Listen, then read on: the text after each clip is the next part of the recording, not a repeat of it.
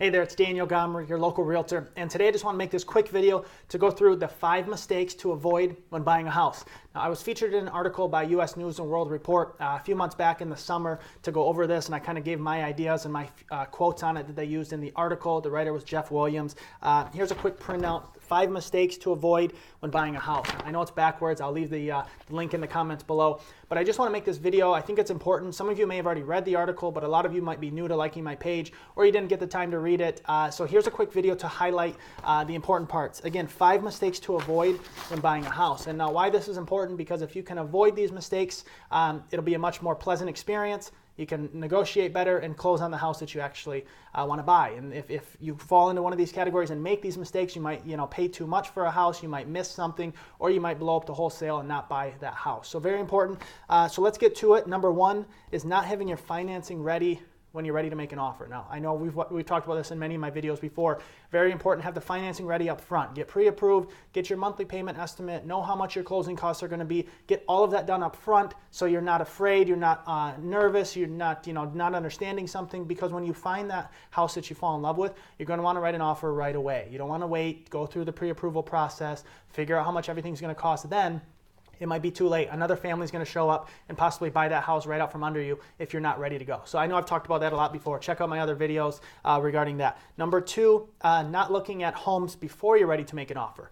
And so what this is they're going right out without thinking of anything and writing an offer on the first house. Now, you might fall in love with the first house, but you should be prepared and you should be looking at some options. So make sure you're looking at homes online. Ask your agent to be helping you with narrowing down the criteria you're looking for. Maybe even run through a couple open houses with your agent.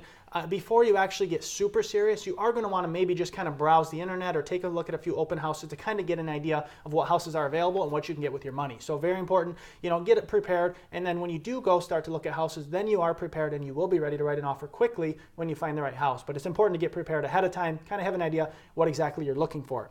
Number 3, skipping or skimping on the home inspection. Now, this one was my idea. I've talked about this before as well.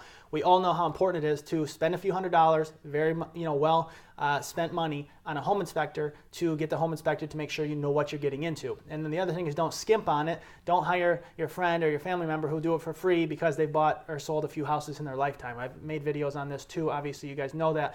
So just get a trusted, professional home inspector who's licensed and knows what they're doing, because you don't want to buy a house that you aren't aware that there's big issues there for after you move in. So get the home inspection. Number 4, this one is very important. Blindly listening to advice from friends and family members.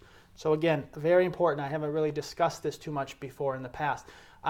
Take that with a grain of salt. Obviously, you're excited. You're going to be telling all your friends and family members or coworkers that you're in the home buying process. You went out to look at houses. You're writing an offer.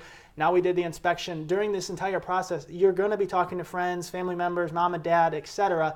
The advice here is just take that with a grain of salt. And what I mean by that is, they might not be as well equipped as your professional agent or your inspector who's helping you with the process. They might have bought a couple houses in their lifetime, but they might not be out shopping with you, going in and out of homes to see what's actually available on the market and how, in that price range you can afford. So just be careful with taking all their advice. And if they say something that you're curious about or you think, oh, that's a good point, just ask your agent or ask your inspector. Ask your professionals and just make sure you can make a well-rounded and a good decision. Don't just take one stray comment that a coworker or a family member made and decide that you don't want to buy a house anymore. Just, like I said, take it with a grain of salt. Make sure you run it by the professional. If we need to talk to your friends or your family member just to make sure we're all on the same page, that's okay. Just remember, don't blindly take advice without asking the professional. And then number 5, buying too expensive of a home. That, in my books, is a huge mistake. I don't want any of my clients to buy a house that they're not comfortable with and they can't afford.